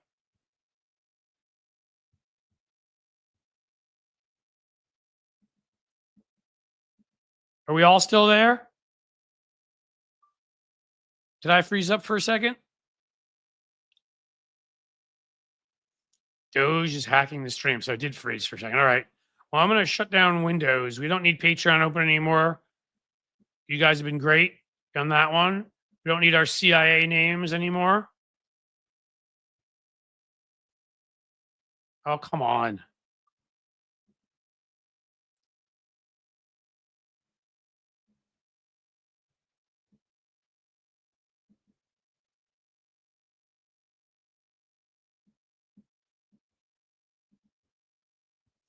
All right. It's good now. We going okay? I was shutting down Windows to hope that somehow makes some kind of difference. Let's even get like some stuff off the desktop that does not need to be here. Because I do not want that's happened before where we've started freezing up here, and that is incredibly freaking annoying. Guys, I just think you've all been so good. You've kicked into what I will call the Cliff Schechter Computer Fund. So I think it's going to have to be time to get a new computer. Let's empty the trash. All right, I got rid of some video on there. Let's hope that works. I have some videos I had saved to look through some things. So good. It seems to be fine now. Awesome. But if you want to help with the Cliff Schechter Computer Fund, Patreon is there. So Nancy Mace has been awful lately, even by her standards. Again, I don't know if I'm allowed to even use the word she used, but she used a slur, a transphobic slur. And she just, she's so two-faced. She's so two-faced. I mean, in the end, she was one of the people on January 6th who was calling out Trump when back in the days when she used to pretend to be a moderate before she decided that she was going to become MAGA and was worried Trump, might have somebody challenge her in a primary. She literally has zero courage. She's exactly the spineless jellyfish loser. She's just a big puddle of goop. She's just sad. She's such a sad, pathetic figure. And so what happened was she started going after, she's been going after the trans community lately. And so another Republican who's in New York, and he held on, a bunch of the others lost. So maybe he's getting scared about his seat. Representative Mike Lawler actually got up at an event and mocked her, which is pretty awesome because that's when you know they're fighting with each other. So what we have here, it's from the Huffington Post. GOP Representative Burns, Nancy Mace. I think I said Representative Burns before because I thought that's what it said. So that's kind of funny. GOP Rep Burns, Nancy Mace in personal zinger involving Marjorie Taylor Greene. Whenever you can bring Marjorie Taylor Greene into a solid insult of somebody else, you're doing well. Again, this is Alex Lawler. He stinks, sucks. I can't say that, can I, guys? He's awful, and he's a Republican, and we don't like him. But we do like when he insults Nancy Mace, and he uses Marjorie Taylor Greene to do it. So what he did was he got up on stage in New York, with all the stuff she's been saying lately. And while introducing Representative Blake Moore, Republican of Utah, at the Washington Press Club Foundation congressional dinner, that's a long Washington Press Club Foundation congressional dinner on Wednesday, Lawler took a detour. Ooh, let's see where the detour goes. Who knows? Blake could be a future Speaker of the House, Lawler said. It all depends on how Nancy Mace and the Freedom Caucus are feeling on any given day. Ooh, taking the shiv to the Freedom Caucus. And then this is the Huffington Post again. And then the dagger. Nancy Mace has gone so far off the deep end lately that she makes Marjorie Taylor Greene look like Susan Collins. Well done. Now, to them, Susan Collins is a moderate, so that's a dig. To us, of course, we know she's a conservative, and she's always concerned and all of that. But obviously, compared to Marjorie Taylor Greene, yes, that is a far jump. It would have been better. A more effective one would have been if he said that it made Marjorie Taylor Greene look like Jasmine Crockett. I mean, pick a Democrat, right? But in any case, the fact that they're at each other's throats and the fact that he's ripping Nancy Mace tells you, and he's ripping Marjorie Taylor Greene in there, kind of tells you the civil war in their party, and B, that this guy from New York, he's scared he's going to lose his seat. Because as you guys may know, we've already had an election since Trump. And it's gone all the way the elections went for years after 2016, which sadly I think gave us too much confidence about 2024. Because whatever it is, yes, we still won 2020 solidly, but when Trump was at the top of the ballot, these weirdo little, like that group of guys that went with Elon into the treasury, this weirdo group of little pale, putrid, Putinite, incel, guys that are whiter than a pile of flour on top of sugar on top of cocaine, they all turn out from whatever trailer they're living in with the cigarette dangling from their mouth and shirtless with, with a Tyson tattoo up here. And they show up and they vote for Trump. And ends up hurting some people down ballot because some of them, not all of them, take the time to vote down ballot too. And then they disappear, never to be seen again unless Trump's at the top of the ballot. So we had a race in I told you about this either the other day or last week, but we had a race in Iowa, state Senate district. The Republican had won in November, ran at the same time as he ran for lieutenant governor, because you can do that, even though that's ridiculous. Yes, Democrats have done that too. Running for two offices at the same time so that you've got a backup office is ludicrous, but whatever. He ran and he won the lieutenant governorship. Gone. He won it by, was it 22 points? Donald Trump, during that same election, won it by 21 points. Wow. I mean, crazy Republican district. We have no shot in this open seat, right? In an off-year election. Yeah, we just won it by, I think it was 2.5 points. So depending on which one you want to compare it to, we either change that by 23.5, 24.5. I mean, that's like a quarter of the electorate. That's a pretty big deal. And that is what we have been able to accomplish because of Donald Trump already. Not to mention his good friend, the person that owns him, Elon Musk. So there you go. We're already winning in those kinds of places. All right. That was a lot of what I had intended for today. Doesn't mean we have to be quite done yet. Bad built, Pat Ludwig, bad built butch body. Yes. Bleach blonde, bad built blonde body. You guys know we have that shirt. I have folks in Substack having a chat session. That's awesome. I wasn't even aware of that. Fantastic. Is it they're replying, Jim, maybe to one of the notes I put up there? I'll have to go and join them after I'm done here. And you all can too if you join Substack. Maggot trailer. Was that gangrene? You all trying to come up with the best ones? Metastasized toe grunge. Yeah. I like to call her that for a while. What did I call her? Margie Three Toes and Margie Minotaur. Margie Minotaur is a fun one too. Well, good to know people are talking in Substack everywhere. We all need to be talking to each other. I was away for a bit, so I'm looking through your comments, see what else we got, because I am done with all of my material I arrived with to make sure you knew about today. Crazy. Mancy is a transphobic slur. Is it? I don't know. That wasn't the one I was thinking of.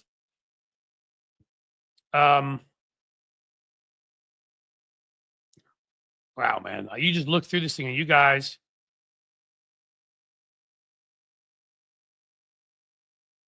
Somebody suggested putting a fridge cold pack under your computer cooling fan. General Putnam underneath. Yeah, look, it's just time. I need to get a new computer. I really think in the end, that's it. I think that's it. Again, the mic works fine. You plug it in somewhere else. It's the USB, both of them.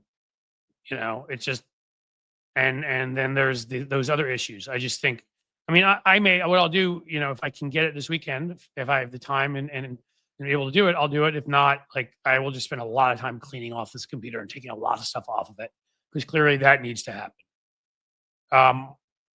Okay, we are past that. So clothing footer, yeah, we got all the good Marge talk is happening here. So, all right, guys, here you go. Here's the question to you. New subby here, JB. We like new folks, so we're gonna, thank you for being here. Thanks for the fun chat, everyone. Have a great evening. Well, thank you for being here. Really appreciate it. Hopefully, I'm glad to know that we gave you a fun evening, and I'm not sure where you subbed, but wherever you subbed, of any of the places, if it's YouTube, we appreciate it. I think so. The other places we tend to call, well, now we sort of say subscribe to what do you call it? Substack. Become a member at Patreon. So much language. Hey, Large Marge, DS Jones, you were on a roll with those $9.99s. Thank you. I don't want to even at the end. I will do a Jerry Maguire just so I leave with something. But if anybody match or do anything else like my friend DS Jones right now, that would be greatly appreciated. Again, Cliff Schechter Computer Fund on the march. And frankly, it doesn't have to be that exact amount if you can't do that amount. But I really appreciate it. Seriously, that's outstanding. Let's all right. See, that's the thing, is I think I'm going to talk about something else, and you guys just always come up with cool stuff that leads me off what I was going to say, which in this case is, I'm just sort of sitting here watching you come up with every name for Marjorie Taylor Greene that I've ever could think of, many of which I have not think of. Penny Hartleben again. How long before Trump starts trying to control what we say on the internet? Oh, he already has. If you're talking about in general, like the internet, not yet. That's a question. But part of the relationship with Elon Musk was to control what we said on the internet. You remember there are people that said certain things that were just disappeared, especially people that criticized Elon, but there were some people that disappeared who criticized Trump about certain things, maybe things that got Trump upset. Nobody saw anything that was being written. Did you see what they did with the algorithm? Remember, Twitter, I think, was the number 2 place, I want to say, where people were getting their news in the United States, which is a scary thought. Maybe number 3 during the election or something like that. I read something like that. And he changed the algorithm. So people were seeing, I think the ratio I saw was they were seeing Trump stuff 16 times as much as our stuff. That's controlling what you say on a pretty important site. But other places, and look, yeah, they've already tried to shut certain sites down. He threatened Jeff Bezos when the Washington Post, that's offline and online, said things about him. So Bezos got the message when he threatened him a bunch of times his first term in office, and Bezos is a pathetic lackey now and kisses his butt.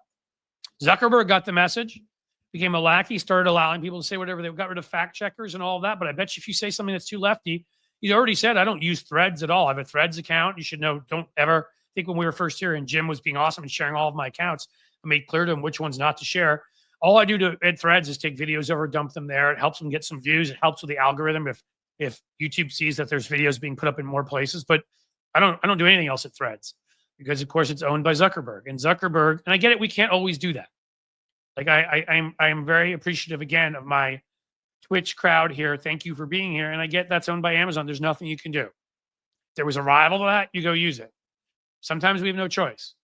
But if you do have a choice, if it's a crappy product like Threads, like that doesn't even allow you to DM each other, and it's called Threads, and their threads suck.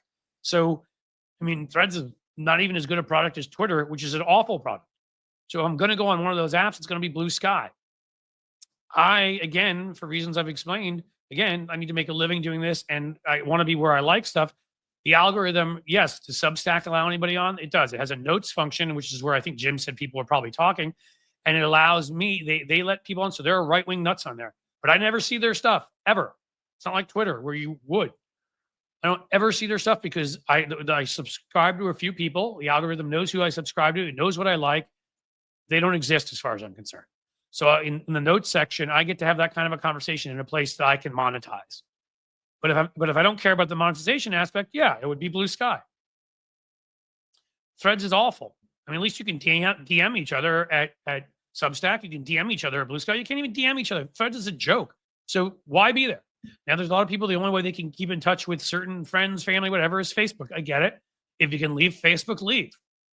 Facebook for me at this point is, is kind of like Twitter. They exist, but I don't do anything there.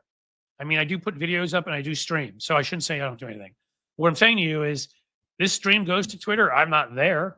And because maybe we'll win over a few new folks, but I drop my videos there once or twice a day. But I don't, unless somebody says something nice, I feel like I should respond to or whatever. I don't go there, put any independent thought at Twitter at all.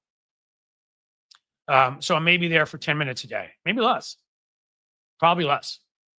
I would say do that with all of Musk's products. I get it. There are some people that think, Instagram is irreplaceable. I don't use Instagram either, so that's not a problem for me. Honestly, Musk has no product that I use regularly, nor that I need to. I'm on Facebook. I guess I'm on Instagram, don't do anything with it. And so I guess I'm on all three of them and don't use any of them. That's where we are. But if you can use an alternative, do it. You can't always do that. That's the problem. And we have to all remember that and respect that. So make friends with Discord. So who owns Discord? That's Ceres, if I'm pronouncing it correctly, Ceres. I don't know who owns Discord. Is that somebody we like? Somebody we at least are agnostic about?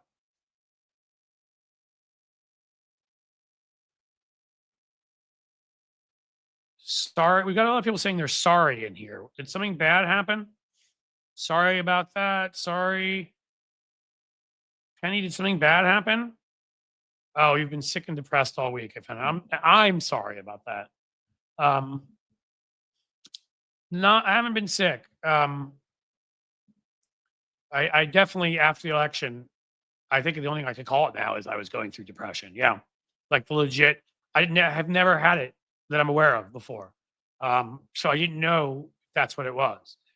But the way depression has been described to me and what I was going through there for at least a couple weeks, and it put me in a sort of place where that's one of the reasons I took a vacation. I was able to go to France, and it was one of the best times of my life. And I was back seeing, folks I cared about, and that helped for a while. But then again, like the world is crazy and overwhelming. There's health issues in my family. And so that's why I had to lessen the load to get the stuff done I need to get done. But Penny is struggling. A lot of us are. Yeah, I know, Matthew. And I'm sorry, Penny, if you're struggling. It is tough. It's why I tried to give, and I try to give in general, look, we have to share news, and sometimes it's bad. But honestly, I felt a lot better about the Democrats since yesterday. It was that really was a like tour de force of Democratic voices speaking in unison. And now some other people In fact, one of the ones that pissed me off. Which rep is he? You know, the one from Northern California, former tech dude, Ro Khanna, who was one of the ones who right after the election was like, well, you know, Elon's a tech guy and he's built this amazing thing and we should meet with him. And I was like, what the hell are you doing? Elon Musk just spent time endorsing Nazis and supporting Trump with hundreds of millions in lies and the Twitter algorithm. And it seems he got the message because now he was out there yesterday, ripping the crap out of Elon. So that's what that does. When your party speaks in unison and they come out and they start saying, no, this isn't somebody we're going to appease. This isn't somebody we're going to play nice with. He is the enemy, and he is. And I don't like to speak about people that way, but he is. He's an enemy of democracy. He's in China with China and Russia. He's an enemy of our freedom. He's an enemy of privacy. What do you want me to say? He's an utterly terrible human being who should be arrested and perhaps deported. One or the other, in one order or another. Ro Khanna kisses Musk's rear, is tired. Yeah, I mean, he was doing it afterwards. But you know what? I don't care whether Ro Khanna means it or not, and I don't have to trust or believe in Ro Khanna, which I don't after that. All I have to do is yesterday, he was ripping into him, which means the pressure worked. That's what we need. The results matter. Even if you don't like him personally, and I don't like him personally, we got him to where we need him to be. Because he knows in that district he's in, he will lose in a primary if he's on the wrong side of that. So good. Elon has never built anything in his life. No, Elon likes to go and find other people's ideas and then build things that blow up.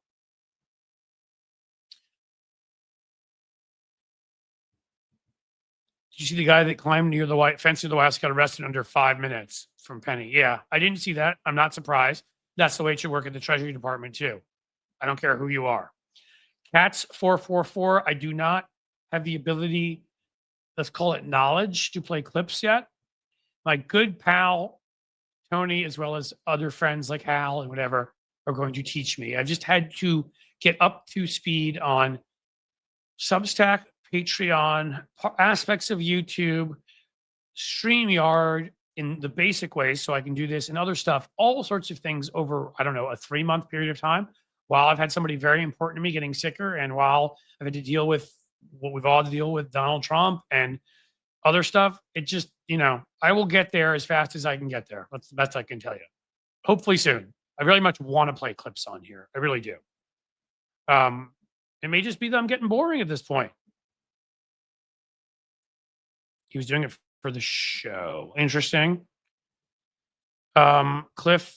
All right. See, here's my pal Starling. Cliff, you're very lucky to have an outlet like going on vacation, your family, and I'm plugging. I'm very, very happy for you to have that because you work so hard, you need it most. Well, thank you. I wouldn't say I need it most. I work hard. I don't work. There are people out there in the world, roofers, bricklayers, all sorts of people that are out, construction guys on my block working on some new place they're putting up today that are out in colder weather and hotter weather, working outdoors with their hands, cutting themselves, bleeding, getting splinters, getting gashes, they work harder than I do. I mean, I got to give credit where credit's due. I get to sit in an office. And when I'm not working and I'm not in an office, I'm in my home or I'm walking down the street filming a short. So I'm not claiming I don't. I work a lot of hours, yes. A ton of hours, and it is exhausting or whatever. But I can't claim I work harder than people because people that have to do like strenuous physical work have to put in more than I do. And I think that's just being honest about it. All right. So we already had somebody say they wanted to play a clip. I think that means people are getting a little bored. How about this as a closing thing? I want songs from you. What song should I serenade my wife with tonight at karaoke? That I think is how we're going to close this whole thing today. A couple minutes. I mean, we only have 18 minutes left that we can even do this anymore before they cut us off. Anyhow, because we can't go longer than 2 hours. So give me some songs. Give me some songs, guys. Come on. What do you got? What I did sing to her when I first met her, was The Gambler. And I messed it up something fierce. And so now it's a fun joke to get. So that'll be one. I got to get up and sing The Gambler. But Build Me Up. Yeah. Nice. Build Me Up. Yep, I got that. I got it. Good job. Tennessee Whiskey. Wonderful Tonight. Ooh, Radio Free Farley. Well, only problem with Wonderful Tonight, of course, is it's Eric Clapton. We have issues with Eric Clapton these days, even though I used to like his music, but I still like some of it. But it still is a terrific song. Hearing me hit those notes, Lady in Red. Yeah, you're putting me in some dangerous territory, guys. Dreams, because you have a gravel voice like Stevie Nicks. I like it. I could do that. Time for the Guillotines. I don't think that's a song. You had somebody. A Little Less Conversation by Elvis. Ooh, that's a good one. Girls Just Want to Have Fun. I actually saw Cyndi Lauper live. That was only a year ago. That was awesome. 4th of July, Bruce Springsteen. Any Springsteen, yeah, I'll end up doing some Springsteen at some point. I have to. Ohio TJ or whatever. Yes, Clapton is off his rocker lately. He and what's his face? Brown Eyed Girl or Van Morrison have lost it, and hope they enjoy their time in Magaville. Blue Jean. I love Blue Jean by Bowie. Roxanne Epstein. That I could do. That is an awesome song. I liked Bowie a lot in the 80s when I was a kid. Any metal song? Hey, Veronica Tatis. I feel like I know you from somewhere. Look at that. Veronica's here. Guys, Veronica actually helps me out with stuff.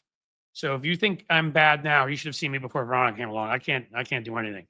Okay, we'll get some metal in there, Veronica. We'll have to see what they offer. Should I do like Sanitarium by Metallica? That would be very romantic. Or maybe I'll do some System of a Down. I'm a big fan of those guys, as you know. Prison Song. We'll see. I don't know if that would go over well. But I will try to think of some good. I could do like we could do like a metal ballad. I could it's not quite metal, I guess hard rock. I could do like November Rain. But hitting the notes that Axl hit in his prime. I will freely admit here that Axl Rose's voice, circa 87 to about 95, may be my favorite voice of all time. So the deep up to the high, to the gravelly, to the whole thing.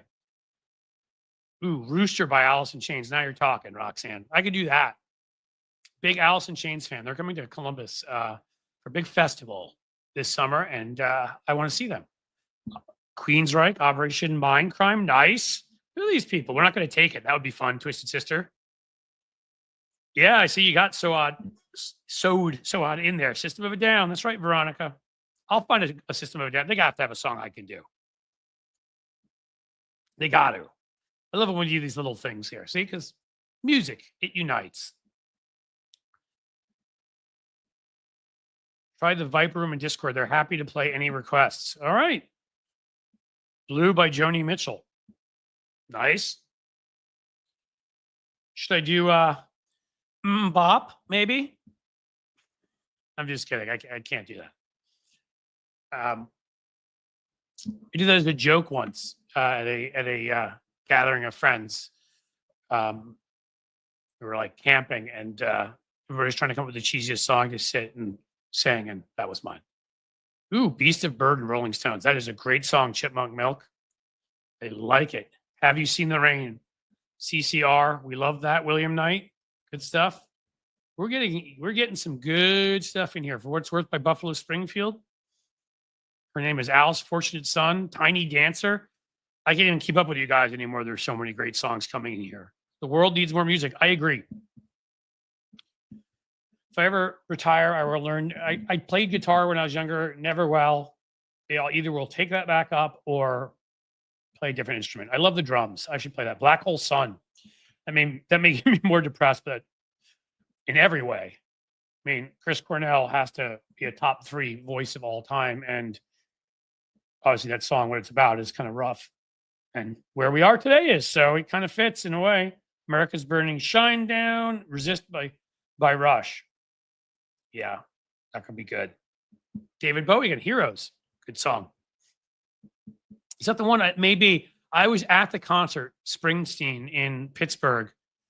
And whenever it's after the day, somebody he knew and is been big in music passes away. he plays a tribute. Like he played, I remember Purple Rain for Prince.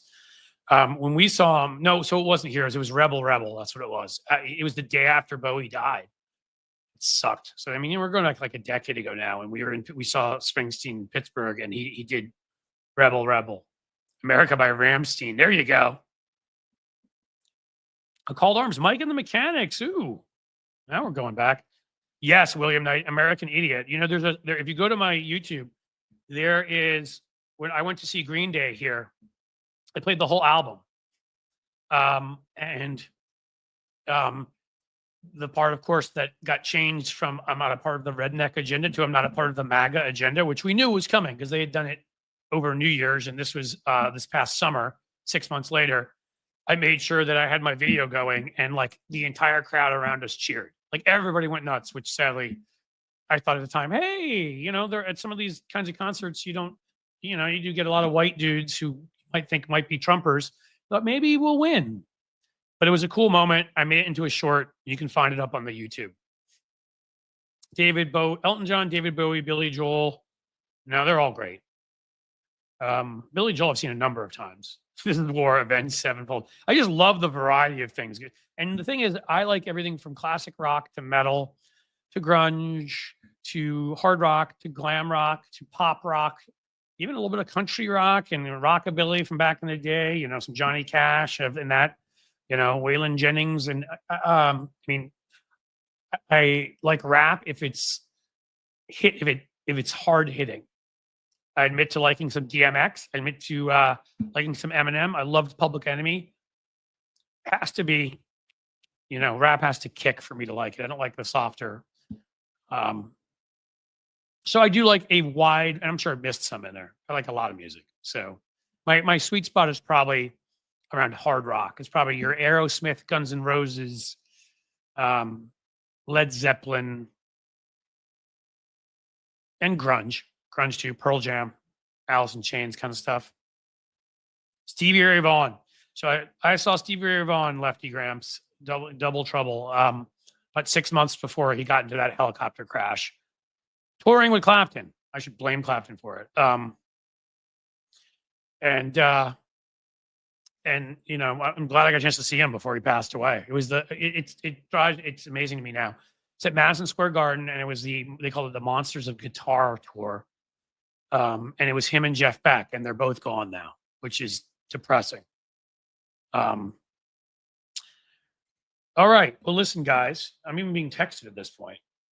I think you guys have given me a lot of great ideas, all blues based about the music I like. Yes, there is a connection. Radio Free Farley. Is that my Mike Farley? Is that my boy, my friend? If it is, whoever it is, I'm glad you're here. But if it's Mike, thanks, my man. Yes.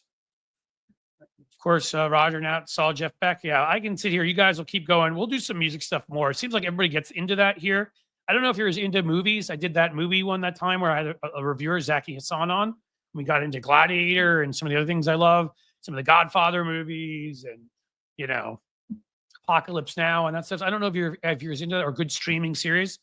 You probably know if you caught me on Tony's that I love Ozark. I loved obviously Breaking Bad. Goes without saying. Never watched it the first time around. I've told you guys already. I'm watching The Walking Dead with my older son right now, so I get into good. Like the last 10 years, the really good stuff that could be movies level, like TV shows that are on like your Netflixes and Disney's and stuff. So, you know, a lot of other interests. Love cats. You guys know that. I even put a cat in one of my last, you may have seen one of my cats covering his face looking at Elon. So Elon was in one of the thumbnails. So we can bring all that stuff here. Yeah, Kent, you're right. This chat will say they know some shite. They do. They know what it is they speak of.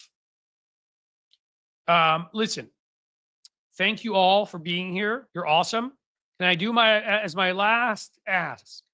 Can I do the who's coming with me? Come on. Gotta go. Who's coming with me? Only is a 99-cent super. Oh, Sheldon Hughes, always in one of the key spots in my order. I love the music talk. All right.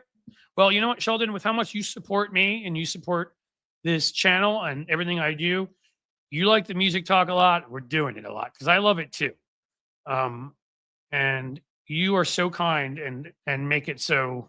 Again, those kinds of moments, guys, make it so that you know, I can do this stuff. Grace Gracie, I'm a female Chris Cornell. Well, send us in a song.